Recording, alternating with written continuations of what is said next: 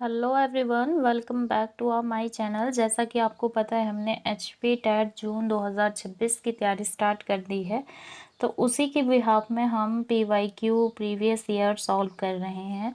तो I hope आप पहले की क्लासेस भी देख रहे होंगे। तो अगर आपने नहीं देखी है तो प्लेलिस्ट बनी हुई है सी टेट 2026 के नाम से, तो आप उस वीडियो को देख सकते हैं। स्टार्ट करते हैं आज की क्लास। फर्स्ट क्वेश्चन है, मनोविज्ञान में सबसे पुरानी विधि कौन सी है? तो मनोविज्ञान में सबसे पुरानी विधि आत्मनिरीक्षण विधि है। तो ऑप्शन नंबर ए इसका राइट आंसर हो गया। सेकंड क्वेश्चन है, मनोविज्ञान की प्रथम पुस्तक किसके द्वारा लिखी गई थी? तो वेरी वेरी इंपॉर्टेंट है, विलियम जेम्स के द्वारा लिखी गई थी। कब लिखी गई थी आप कमेंट बॉक्स में ज़रूर बताना। नेक्स्ट क्वेश्चन है, आनुवंशिकता के असली वाहक कौन थे? तो आनुवंशिकता के असली वाहक जो थे वो जीन थे। नेक्स्ट क्वेश्चन है, विकास के संदर्भ में निम्नलिखित में से कौन सा कथन सत्य नहीं है? तो विकास के संदर्भ से ऑप्शन देखते हैं। विकास के की प्रत्येक अवस्था में अपने खतरे हैं, नहीं।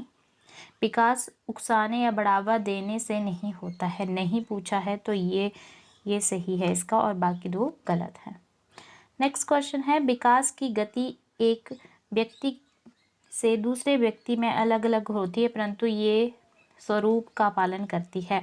तो आपको पता है विकास की गति सबकी अलग अलग होती है, तो वो होती है अनुक्रमिक और व्यवस्थित होती है, क्योंकि जब तक आपका विकास अनुक्रमिक ही होता है, बेसिक से एडवांस की ओर होता है। ये तो नहीं होता पहले आपके बाल बढ़ने लग पड़ते हैं, ऐसा तो नहीं होता।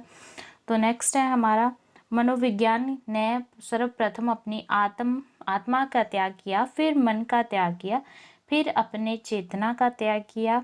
इससे अभी भी एक ढंग के व्यवहार को अपनाया हुआ है, ये किसने कहा है? तो सिक्स का राइट आंसर है बुद्धवर्थ ने कहा था। नेक्स्ट क्वेश्चन है, समाजीकरण की प्रक्रिया में शामिल है। तो समाजीकरण की प्रक्रिया में क्या शामिल है?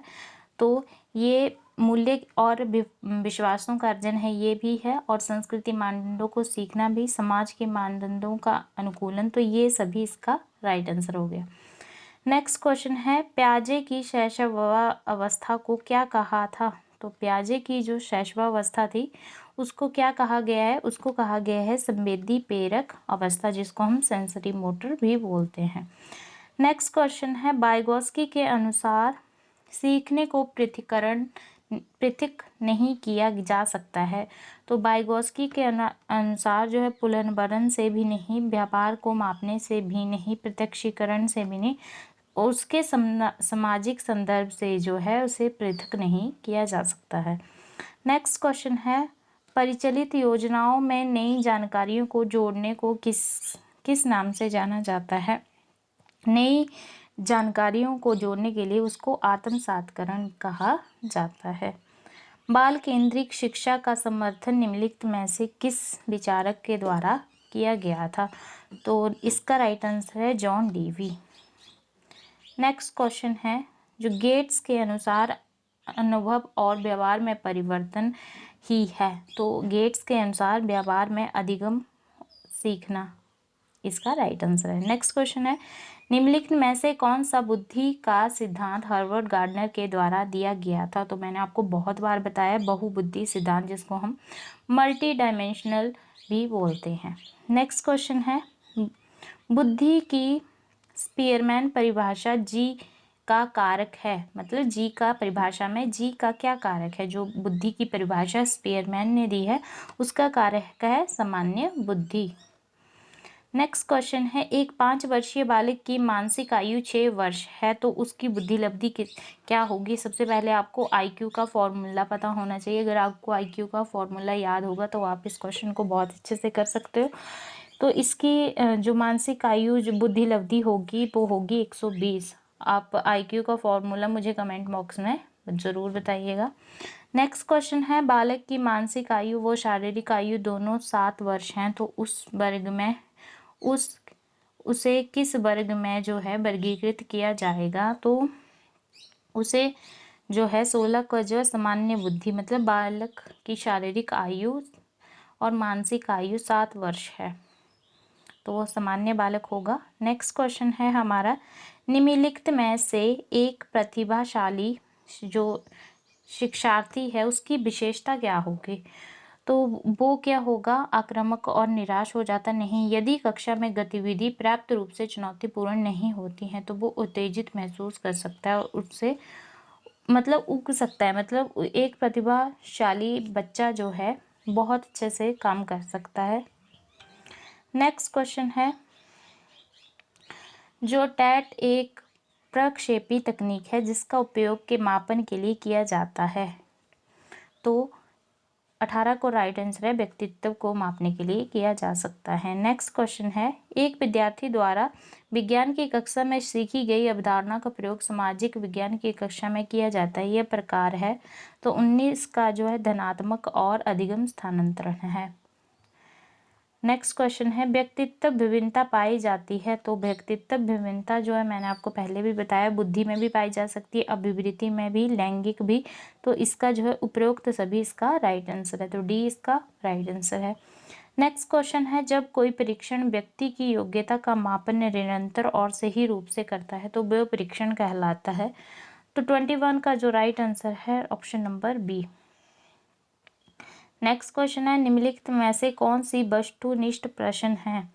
तो 22 का जो राइट आंसर है ऑप्शन नंबर डी, जो वस्तुनिष्ठ प्रश्न में होते हैं सही और गलत के बारे में पूछा जाता है। नेक्स्ट क्वेश्चन है, विशेष आवश्यकता वाले बच्चों को शिक्षा प्रदान की जानी चाहिए। तो 23 का राइट आंसर है, अन्य सामान्य बच्चों के साथ उनको भी शिक्षा देनी चाहिए ताकि वो इक्वल महसूस करें। उनके लिए विधियों द्वारा इसका कोई महत्व नहीं है, विशेष नहीं है, विद्यालय भी नहीं है, शिक्षक विशेष शिक्षक भी नहीं है, सबके साथ उनको पढ़ाना चाहिए। नेक्स्ट है, सभी के लिए विद्यालय के लिए शिक्षा निम्नलिखित में से किस किस प्रचार वाक्य हो सकता है? मतलब सभी के लिए विद्यालय के सभी के शिक्षा, सभी विद्यालय के लिए सभी के लिए शिक्षा वो क्या होती है? 24 का जो राइट आंसर है समावेशी शिक्षा, जिसको हम इंक्लूसिव एजुकेशन के नाम से भी जाना जाता है। तो ऑप्शन नंबर बी इसका राइट आंसर है। नेक्स्ट क्वेश्चन है, डिसकैलोकिलिया जो लर्निंग डिसेबिलिटीज हैं नामक अधिगम अक्षमता संबंधित है। तो डिसकैलोकिलिया जो है, जो गणितज्ञ मतलब कैलकुलेट आप मतलब मैथ्स में करते हो तो आपने इससे याद रखना है, ठीक है। नेक्स्ट क्वेश्चन है, शिक्षक ने रीता से कहा कि उसने गृह कार्य पूरा नहीं किया है, अतः उसे खेल की कक्षा से वंचित रखा जाएगा। ये उदाहरण क्या है? तो 26 का उदाहरण है, क्योंकि उसको दंड दिया गया है क्योंकि उसने काम नहीं किया है, उसे इसीलिए उसे खेल से वंचित किया गया है। नेक्स्ट क्वेश्चन है, फ्राइड के अनुसार जो है व्यक्तित्व का कौन सा तत्व सुखवादी सिद्धांत पर कार्य करता है? तो 27 का राइट आंसर है इदम पर काम करता है।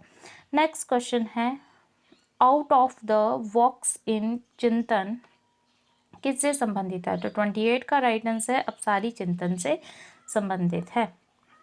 नेक्स्ट है, प्रयत्न एवं त्रुटि का सिद्धांत किसके द्वारा प्रतिपादित किया गया था? तो बहुत बार ये क्वेश्चन आया है थॉर्नडाइक के द्वारा, ट्रायल एंड एरर थ्योरी जिसको हम बोलते हैं।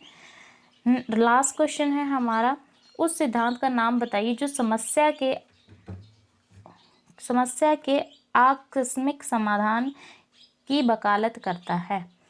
13 का राइट आंसर है सूझ का सिद्धांत, क्रिया प्रस्तुत नहीं है, प्रयत्न का नहीं है, प्राचीन अनुबंधन नहीं है, तो ये सूझ का सिद्धांत है। तो आई होप आपने ये सारे क्वेश्चन अच्छे ढंग से देखे होंगे, समझे होंगे, क्योंकि यही क्वेश्चन आपको पेपर में देखने को मिलते हैं। तो आपने जो मैंने थ्योरीज बताई आपने बहुत अच्छे से वो कर लेनी है, क्योंकि बार बार रिपीट होने वाले हैं।